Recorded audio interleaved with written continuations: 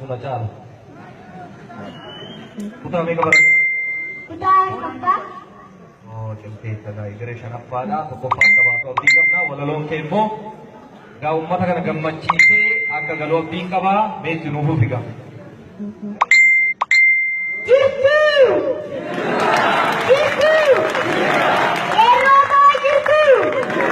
Kero mo jirtu! Kero mo jirtu! Eeyyeni jirtu! Addaafadhu naa qabdu! Qabsoon Oromduree dhaamuun goota keenya kalmattoonni roorroo abdii qomoo keenya ifaajeen baachaa abbaan absoo kan akka adamsaa iddoo wareegamni waaqoo guutu kan agarii tullu haarsaan taaddasaa birruu haarsaan taaddasaa birruu kan elemoo qilxuu kan nabishee gadbaa maammoo mazammirfaa beekumsa illee fidaa yuuba baarootumsaa dhiigiin bakarwaare olii qaanii gilfaa kan aliyyi cirriif qeerroo nageessofaa bilisummaa lammiif kan daggalagal eenyummaaf qabsaa'ee kan lubbuu galfale naggasaan ma wajjin goota bayya goota boonan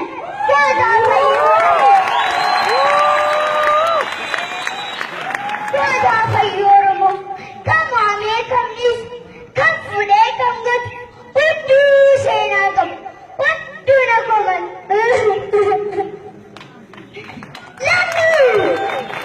haadha ummata guddaa biyya koo oromiyaa saba falaasamaa yuuba garuu addunyaa bu'uura diimokiraasii madda qaroominaa abbaa eeramuu daawwiirtuu sirna gadaa hammataa sablammii gadda eenyummaa teessee saba arjaa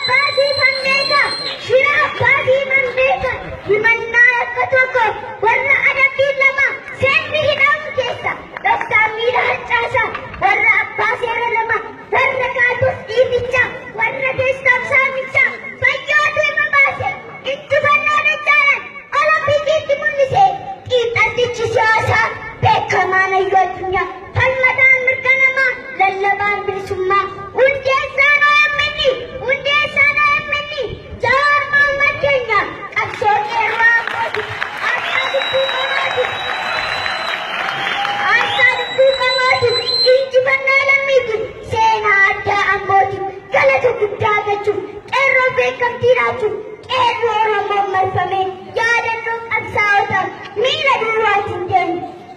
Dukkanaa hin hafne deebi'ee ifeera jechi waaqoo guutuu qeerroon dhugoomeera haala abaa mirmirsaa abaan galeera habboo abbaa lafaa.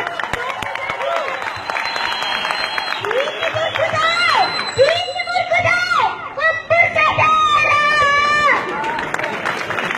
Seekan sobobsaa kan nu jaallatee areenni cirame gaafni isaa buqqee garii gamoo gatee kan doolaara baate kanarra nu marsu tumne koleera galeera bakate sabni galeera kan dhibbinni fite gattuun lammiyaate kan bociin irrate kan bobbuun jalbate isa nasittase injoora jaaware eessa saade tane jiraatu amalee baay'ee namata gadaatu amaare hojiin isaa isaa baasu nuti maal goonaafe kallachi Oromoo dhaannan gabaa qomoo qabsaan eenyummaa faatiin bilisummaa dubbirsaa manjaatu roorroo malee barbadeessu shira diinaa diiguuf duudhaa badii galchu gumaa boodaa baasu eenyummaa ol kaasu dummaa sirna gadaan heeraa abbaan bulchu hanqummaa Oromoo gochaan mirkaneessu lubbuu isaa wareegee dhiigaan furii dhiqee lafeen biyya jaare aarsaa nuuf kaffale abaan galeera Oromoo baara hanqootti wakkeeyne simneerra diinni boonnaalittu ija abaan baattu nu addaan hin baanu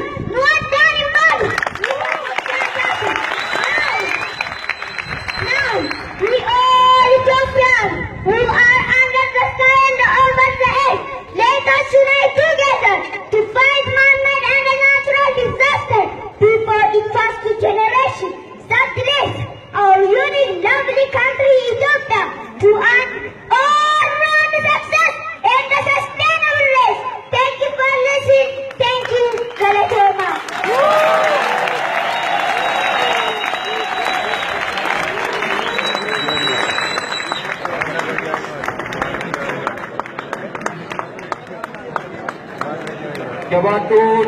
jabaatu guddifnee si galateeffannaa egeree achaa sunama guddaa taatee barnoota keessatti fixee waltajjii wal fakkaatu irratti akka wal agarru abdii guddaa qabna.